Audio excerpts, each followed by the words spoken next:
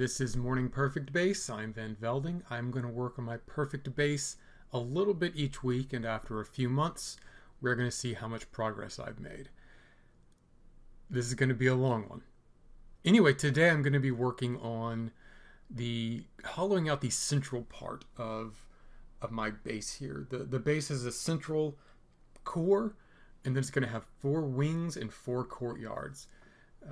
It's going to have about 3 levels in it, not counting the mine. So this is going to be the first level. There's going to be kind of a -1 level and a +1 level. And one of the other things we do is I got to fix these stairs to get the next level up of the central core together. This one is a long one, I'll be honest with you.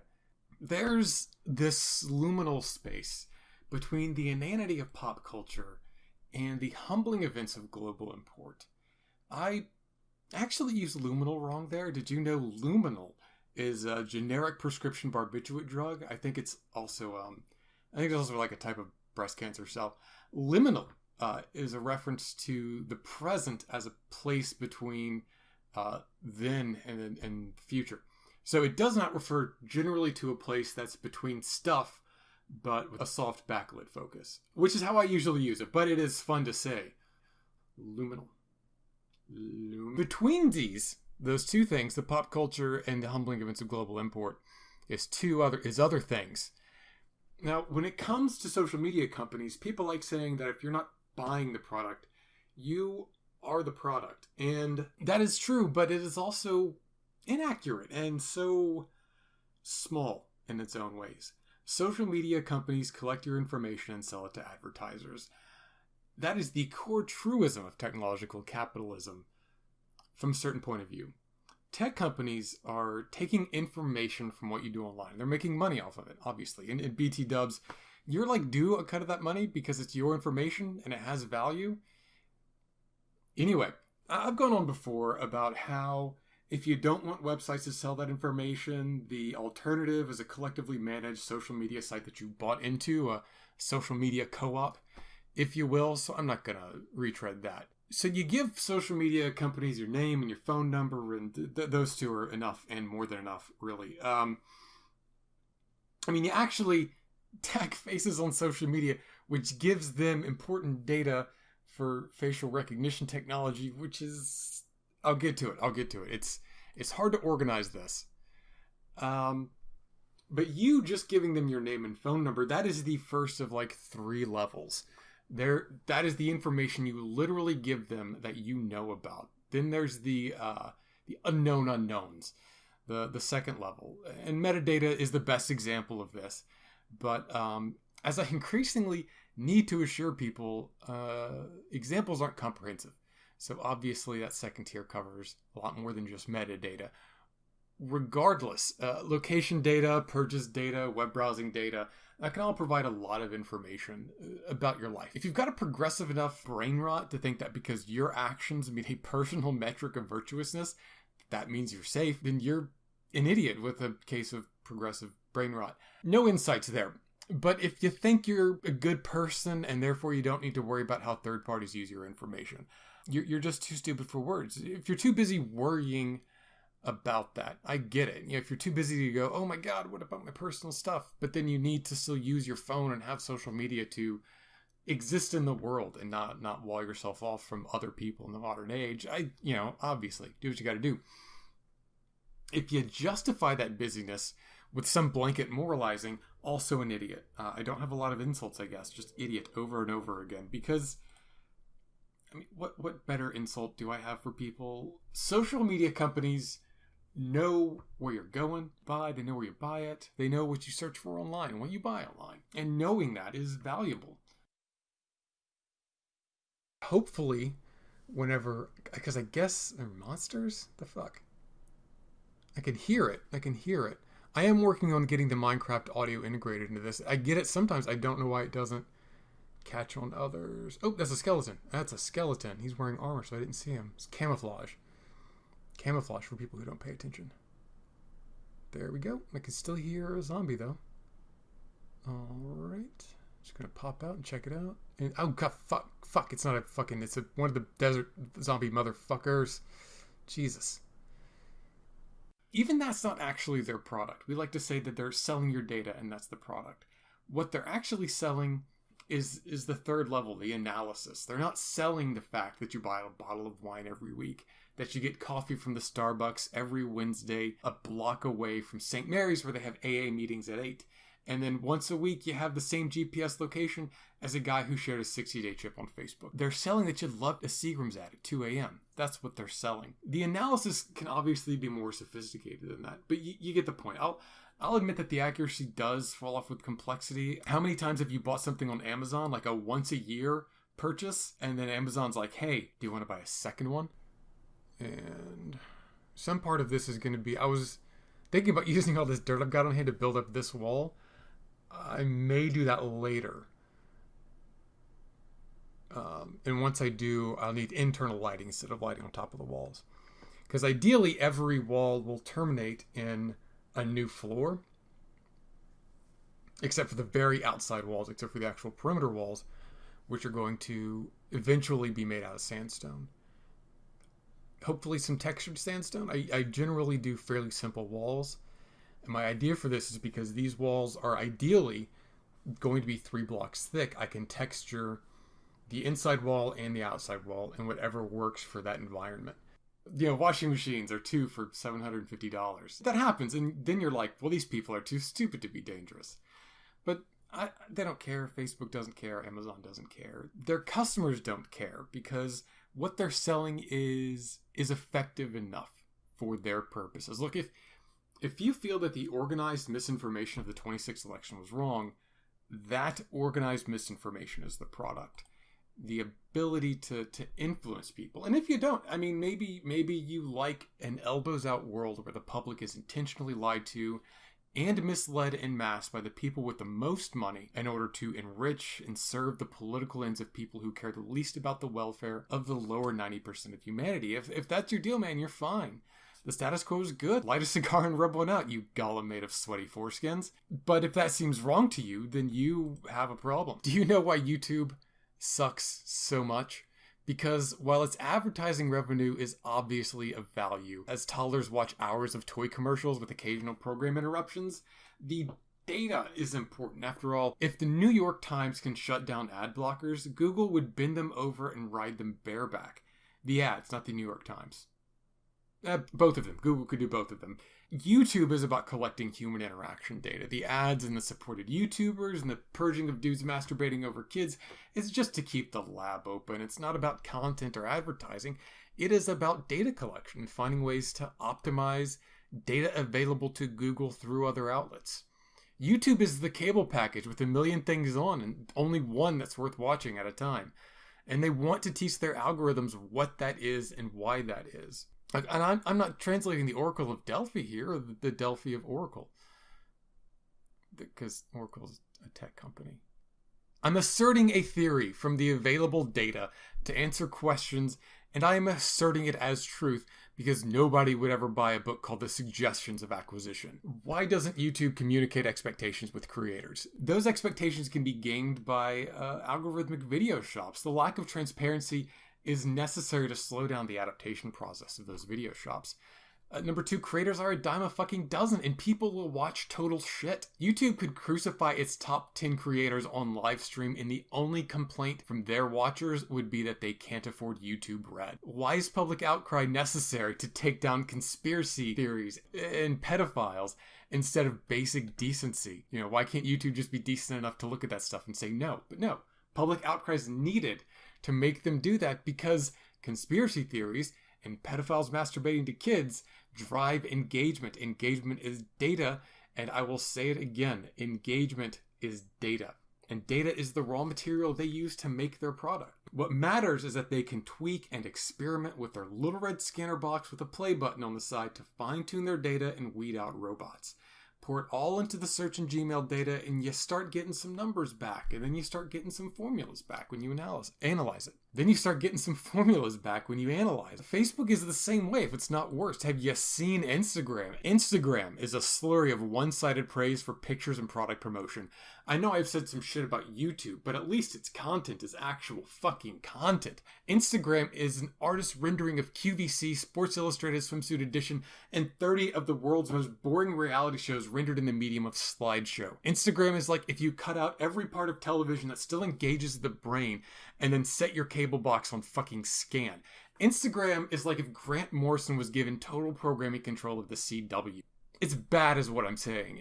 And the methods of interaction and the self-limited range of congratulatory seal-finned clapping and congratulatory emojis is, I mean, why bother with negative engagement at all if no engagement is only type of negative engagement? It isn't, are you booing? It's how hard are you clapping? Getting back to the point, the goal is not to get everyone to buy a product. It is enough to get enough people to buy something and to influence people generally. When you're talking about making purchases, that's whales, folks who spend money way off the bell curve on stuff. If you have 1,000 players and 10 whales, you're doing pretty good. Yes, that's an example. No, I don't know the numbers, but you get the fucking idea. Allegedly, liquor sales work the same way, but their whales are called alcoholics. As long as the algorithms are enough to sell to the customer, that's good enough. The collection of data allows those algorithms to get better, creating the familiar endless cycle of the new and improved formula that's hawked to clients. Which again is not you, it's like whoever's buying the ads. What is it? Ryan Reynolds is selling like gin or something, like, so he would be the client. Or Ryan Reynolds ad guy. I don't fucking know how Ryan Reynolds organizes his liquor business. Now, there's something to be said about going deeper than whales and broader and just saying, hey, look, it's not whales, it's people who can respond to a call to action. And then you get into the general influence ability. I mean, it seems like the generally alarmist tone that surrounds they're selling your data is undercut somewhat by the recognition that even if they're getting better, they're still really stupid, and I fucking get that too. Consider the story, though, of 2 U.S. citizens who were arrested for speaking Spanish by the U.S. Border Patrol in Montana. Look, the idea of intelligent puppet masters benignly making us buy name brand Lucky Charms instead of Marshmallow Mateys is something that we are generally opposed to. But we understand that idea. At least someone is in control of the shit in that scenario. Sure, I can tell myself I'm in control of my destiny by buying a 2-pound bag of whole grains and flavored crunchy marshmallows. I'm going to go ahead and punch through the wall here, because this is going to lead into this wing. So I think I need stairs maybe to run down. And I've started this new crazy thing called editing, so that whenever I stop to look at the plans, you're not going to see that. You're not going to see me stop so much and stare at menus like you're watching right now. There's less of that. That's already been pre-cut. Is that right? Yeah, I guess that's right. Yeah, let's cut this down. It's going to be another catwalk. And then I guess I'm going to need an internal catwalk, which is going to come off of the stairs, right? Because the stairs are going to have another catwalk kind of around them. Boy, I don't know about that. But all of those other crazies are the thumb of big cereal. The truth is a lot worse. The same way that each player in the 2008 financial crisis was caused by each person in line selling the next person in line a piece of bullshit in hopes, with the beneficiaries not being the people who were most cunning, but those who were powerful enough to get themselves a government handout. In that model, no one's actually in control of the panopticon. The danger in a metadata and algorithm-driven society is not of you being personally tricked while the puppeteers make those other drones do the boring work of maintaining civilization. It is the false confidence of a society that sees you, in so much as it even sees you, much as Futurama's robot insane asylum sees Philip J. Fry. The robot asylum says that he is a robot and not a human. It is unable to question the assumption that Fry is a robot because questioning its efficacy is infinitely more difficult to that system than its primary function of pounding on robots who assert that they shouldn't be pounded on. It's easy to treat Fry as if he's another malfunctioning robot, and in an algorithm world, you are Fry. Even if you are independent enough to not be influenced by those algorithms, you are Fry. And if you supply liquor for your weekend wine tasting group and get a coffee at the place around the corner and meet with an old friend from back in the day that you don't know is a recovering alcoholic, then you'd be baffled at why your car loan application was declined on account of your crippling alcoholism. But even at its best, the promise of advertising as a means of informing consumers of items in a way that is helpful to them, the promise of capitalism, making an interface which is easiest for consumers and therefore beneficial to everyone, is sadly an illusion with less credibility than the fucking Care Bears. They're on Fox now. The Care Bears are on Fox now, and that's why they have no credibility. Also, you name someone from the hip who's not credible. There, you probably just said Stretch Armstrong, so there you go. Fuck Stretch Armstrong, he's not credible. The goal, which we may not live to see, is about understanding effective misinformation and using it not to manipulate the most vulnerable individuals, but finding out how each of us is vulnerable and exploiting that, and crushing the people who can't be exploited. Where's the boundary between influence and coercion, between control of a user's experience and that user's free will? After all, if ads can't make us do things, then why do ads exist? Why do companies pay so much for them? We are all ultimately deterministic chemical machines, and there is a strong profit-driven motive to subvert free will in any way to drive our commercial behavior. Unless we accept that, if we deny that, that becomes our future. Your future, your kid's future. I don't have kids. Very few of the things I bitch about are my fucking problem. I'm a straight-passing white gay male. A lot of this shit rolls off my back is what I'm saying. If you got kids, yeah, and this is the part where it's actually a bad thing there's no call to action at the end of the video because there isn't one. So what companies are selling isn't data for others to pore over. It's an analysis of data that's constantly improved with constant data collection. Fact checkers stopped working with Facebook. That is because Facebook wants a little sticker saying they're working with fact checkers, but they don't want to pay for their services or change their own behavior to be more transparent or to, God forbid, make less money. Facebook wants performative fact checking, so no fucking surprises there. Border protection agent illegally sold dozens of guns. I know it's a twofer on border control agents, which let me tell you, that's way more than just two. In California, only law enforcement personnel can purchase certain kinds of guns. So the result is that law enforcement personnel are buying guns and illegally selling them to civilians. TLDR for this one, law enforcement breaks laws, puts guns in hands of randos. Outstanding. Living in Switzerland ruined me for America and its lousy work culture. I kind of liked this one. Switzerland has mandatory vacation time, and a lot of it, because it's Europe. They actually have percentages of work. Like, you don't work part-time, you work 60% time or 100% time or whatever. Average earning by workers in Switzerland are about twice as high, 91,000 to 55,000 in the US. There are annually 200 fewer hours of work in Switzerland. That is more for less. Unemployment benefits are twice as much, and they usually last longer than they do in the US. And those wages are taxed, but Switzerland also taxes dividends on stocks. I mean, most of the wealthy people in the US are not wealthy because they earn a salary.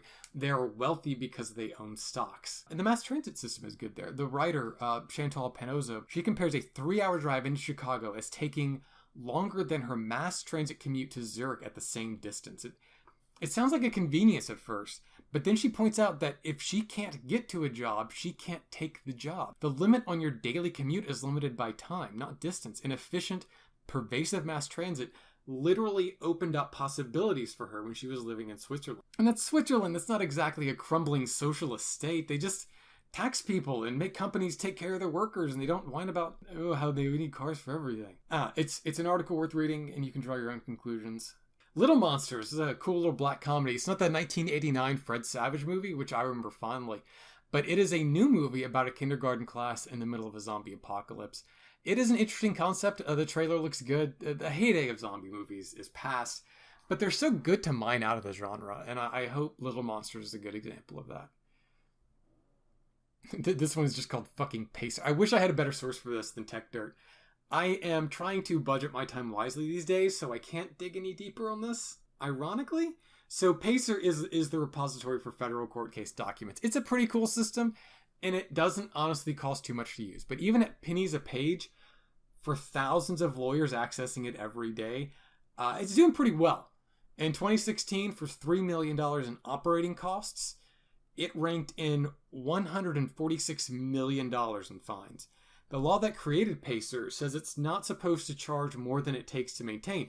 And indeed it shouldn't. Public records should be public records, and fees assessed should only be assessed as necessary to keep the public records public. Otherwise, they're not really available to the public. If it costs money, it's not available to the public.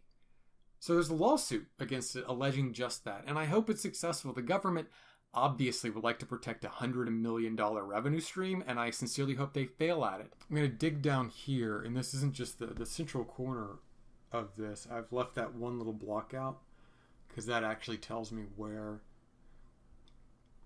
It tells I'm going to be digging. It tells me where they begin and end. So this will punch through, and this should put me on the same level as, I want to say, the gangway around the outside of the +1 layer of the core. But we're going to see if the math works. If the math works, that's where we're going to be. There we go. The math works. Math exists, in case you had any doubts about whether or not math was real.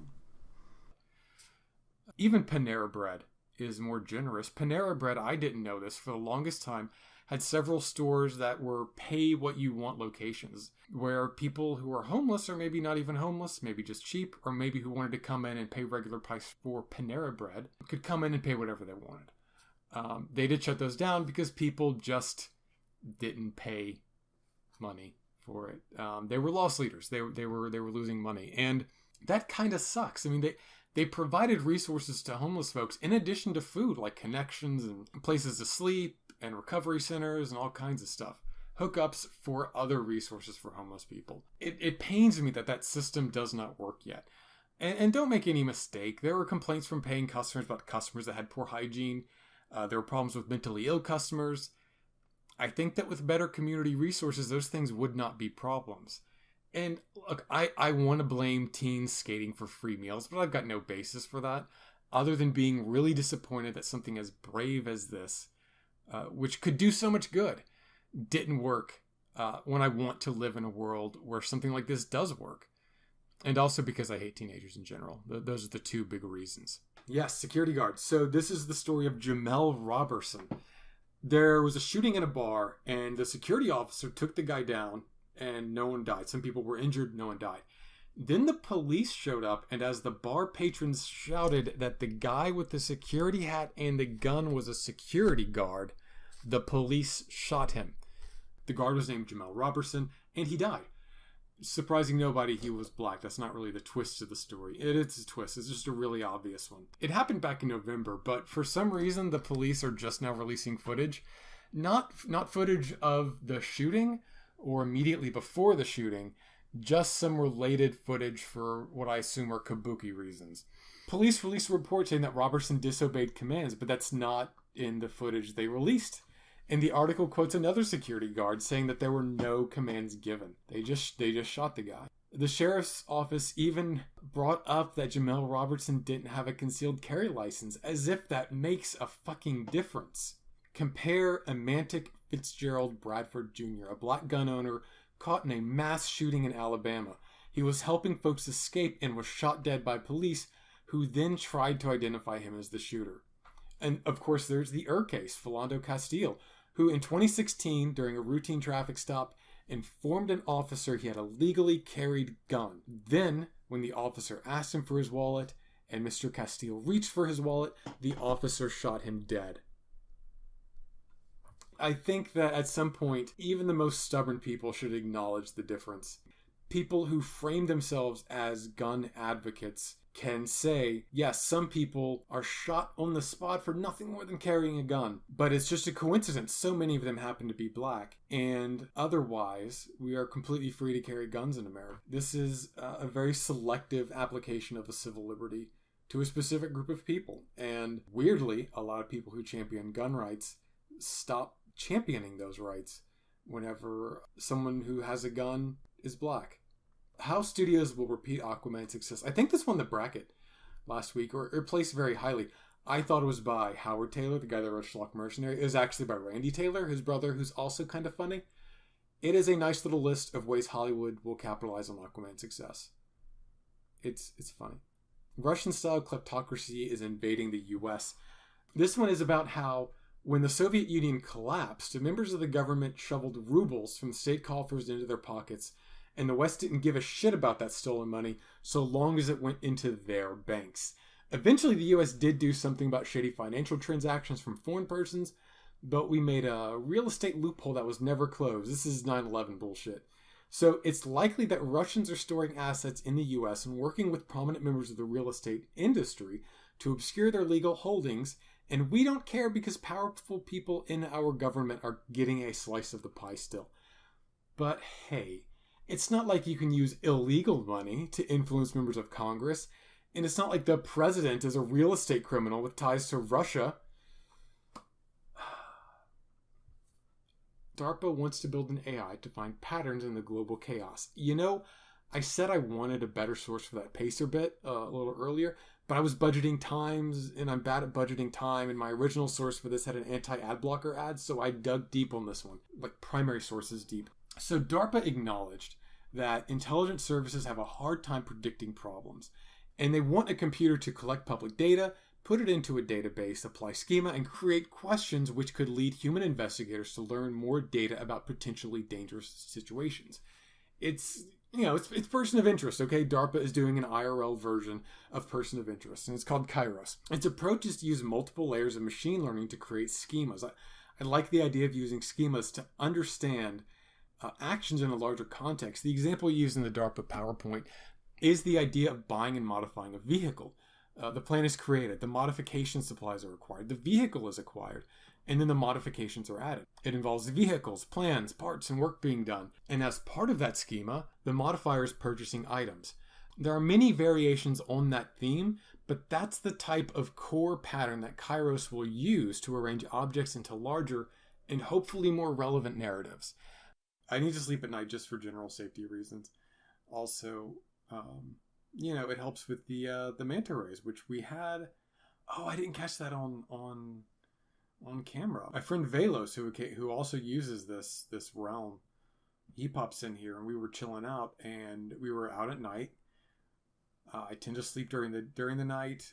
He tends to stay up for long periods of time, so it was no time at all between the time when he first started checking this place out and whenever we started getting attacked by rays in the courtyards, which I'd never encountered before. He didn't even know if they added to the game, but I sleep so frequently, I just never see the guys. Are they called rays? Are they called phantoms or something? I don't really go for the sim, but I try to sleep regularly. I eat regularly. Drinking isn't a big part of this game, really, except for potions, which really the only time I should use potions is whenever I'm making runs through the nether, or definitely through the end, so that I can just sort of cut some of that travel time. What a tiny electron reveals about the structure of the universe. I expected so much from this. It's an article from space.com about research into the dipole moment of electrons as part of the search for particles which can explain gaps in the standard theory. Now, I know a little atomic physics, so I generally get this idea, but this fucking article hit me like a ton of bricks. It was thick, man, with only one C and no thighs. The bad kind of thick. The irony is that after fighting my way to the bottom of this article, there is a video from the folks that actually did the research, and it explains everything in clear, concise language that was informative about the scope of the work they were doing, what it meant, and what the results were. So I'm not linking the article, I'm just going to link the video, and it's also on YouTube, so enjoy it. It's pretty cool. What else we got? Wizards of the Coast. Their Magic website has been fucking donkey ball sweat for the longest time. And it has been slowly getting better, I will admit. One of the new good things is that they have finally made a page for full-sized art from the cards. No more snooping around the internet or going to third-party sites for it. I already have the perfect wallpapers on my phone, on my lock screen, on my fucking desktop computers. But if you have ever wanted a fancy fantasy wallpaper or image for a screensaver slideshow, Wizards finally has you covered.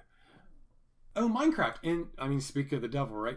In the next Minecraft patch, they're updating the way that pictures work. They're creating multiple textures for the game's framed pictures. And from what I understand, instead of adding a filter over each painting or recalculating it from different views, each picture is now a set of images, and the image corresponding to your location is the one that's shown to achieve the proper parallax and perspective.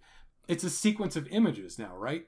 So if you have a sequence of images, people will use that sequence of images to make moving pictures. And the latest trend in the tech-savvy end of the community has been to load up animated pictures into Minecraft and play them by slowly moving around a picture. They got the B-movie, of course, and they even have a low-res Minecraft Let's Play up in there. So I'm going to have a link. Go ahead and check it out. That's pretty funny. Finally, maybe you have heard of Representative Alexandria Ocasio-Cortez. She unseated the long-standing incumbent Democrat of her district, a guy who is now a bank lobbyist, because that's how our government works. Anyway, she is now one of the most outspoken members of the House. She wants a Green New Deal, a marginal tax increase on millionaires, the abolition of the Immigration and Customs Enforcement, and to just generally kick ass. She is the youngest U.S. representative in history at 29. She represents a socialist progressive arm of the Democratic Party. One of the articles I'm linking below talks about how she is willing to go to proverbial war with the more traditional elements of the Democratic Party over those issues. And when you see longstanding Democrats like Dianne Feinstein and Nancy Pelosi digging their heels over issues like climate change and universal health care, you get that that's where it's going. It's been popular to call her a radical, but take her marginal tax rate proposal. I think it's 70% on incomes over 10 million. It is actually popular with most Americans, even most Republicans. Opposition from the Republican Party is actually the most radical position here. And you can find instances where they're misrepresenting what a marginal tax rate is. Some conservatives are acting as though it's a flat tax, dishonestly acting as though it is a flat tax. A marginal tax rate is just a tax rate on amounts which fit into a bracket. You don't earn less money by making more money with marginal tax rate. That's just not true. If your first $10 is taxed at 5% and the next 10 are taxed at 30%, then whether you make $10 or $20, your first $10 are only taxed 50 cents. Then the money above that 10 is taxed at 30%. Literally, it is the simplest fucking thing, and it is infuriating that people are being so willfully obtuse and so dishonest about this. When did this stop being me talking about things I like and about ideas that hit me and me taking apart the principles of certain things? And when did it start being an even more boring and less informative version of the evening news? I'd love to see Dan Rather play Minecraft during the evening news. He's probably not even on the evening news anymore. I don't watch this shit. I love writing these things, and I love recording these things. In so much as my primary focus has been making editing these things easier, I like editing these things. But Russian-style kleptocracy in America? Look, Morning Perfect Face isn't going to be successful. I'm not here to optimize the social medias for the beige and the bold, right? This is a dumping ground for making my impulses feel productive. I want Minecraft to feel productive, so let's record it for Morning Perfect Base. I want to learn things about Magic the Gathering and D&D and the Umbrella Academy or whatever, and I want to share it with folks. But that's information I assimilate without even thinking about it. It's like, oh yeah, did I not mention that Dovin Ban is running Ravnica's Azorius Guild? What do you mean you don't know the glory of Dovin Ban? I am a bad friend for not bringing this up earlier. And yet, I'm talking about Alexandria Ocasio-Cortez, and I just want to read news articles, and I feel like they aren't just going to be read, and then forgotten, and then months later called back up in the form of, oh God, I think I was reading an article about that a while back. Maybe 2013? It said most of the current Russian oligarchs actually got rich by picking the USSR's bones.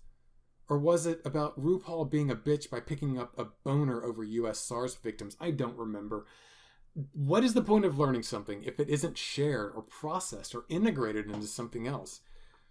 I mean, for fun is a fine reason, but I'm not reading the Atlantic's analysis of Paul Manafort's work history because it's a lorf and a horf without becoming educated in it, and I'm not. Even after all my reading on the shambolic administration, I couldn't explain the most consistently, reprehensibly immoral and illegal thing they have done to someone who has no prior knowledge of that already. To some degree, that is because the Trump administration took a dump in a punch bowl, and ever since they've been throwing feces so fast and so plentifully that responsible adults are trying to logically explain to absolute trolls that yes, this turd came from the poop-pitching monkey wearing the red massa hat and the t-shirt that says TP is for cucks. And I know entirely too many people who whine, I don't know what to believe anymore, because they always forget to say the second part out loud, which is, And I don't want to look into it because I'd rather swallow myself in ignorance instead of confronting the fact that every educated, respectable, experienced, distinguished, and talented person in America warned me for 2 years not to do something, and I did it and I was wrong.